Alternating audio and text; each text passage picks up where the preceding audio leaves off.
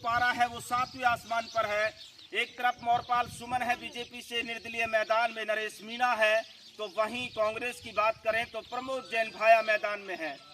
मैं जब इस गांव में आया तो यहाँ के लोगों से बातचीत करने का प्रयास किया ऑफ कैमरे पे, तो इन्होंने कहा, एक छोटा बच्चा था, उसने कहा कि नो रोड नो वोट। वो वीडियो भी मेरे पास है, तमाम मैं चीज़ें दिखाऊंगा आपको, लेकिन इस गांव का नाम समरावता के साथ जोड़ दिया जाए। अगर ऐसा कांड यहाँ होता है तो फिर इसका जिम्मेदार क्या सरकार होगी, क्या पूर्व में रहे यहाँ के विधायक और मंत्री रहे होंगे। मैं जब बात कर रहा था तो इन्होंने कहा कि प्रभुलाल सैनी ने तो यहाँ तक कह दिया था कि मैं खेड़ी श्यामपुरा गांव को जानता ही नहीं हूँ कि अंता विधानसभा में कोई खेड़ी श्यामपुरा गांव भी आता है।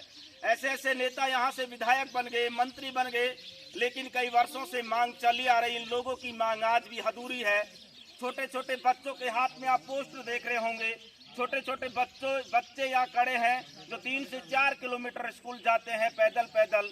ये रोड है पीछे जो कम से कम 3 से 4 किलोमीटर की दूरी है, जहाँ पर इन लोगों ने कहा कि रोड़ी जो बिछा रखी थी उससे कई लोग एक्सीडेंट हो गए और उन्हें 12 हॉस्पिटल में भर्ती कराया गया। लेकिन साहब, इसका जिम्मेदार कौन है? सत्ता से सवाल सिर्फ इतना सा है कि कौन लोग होंगे जो आएंगे और आज़ादी के 78 साल बाद भी मूलभूत सुविधाएं होती है, पानी, सड़क और बिजली, चिकित्सा।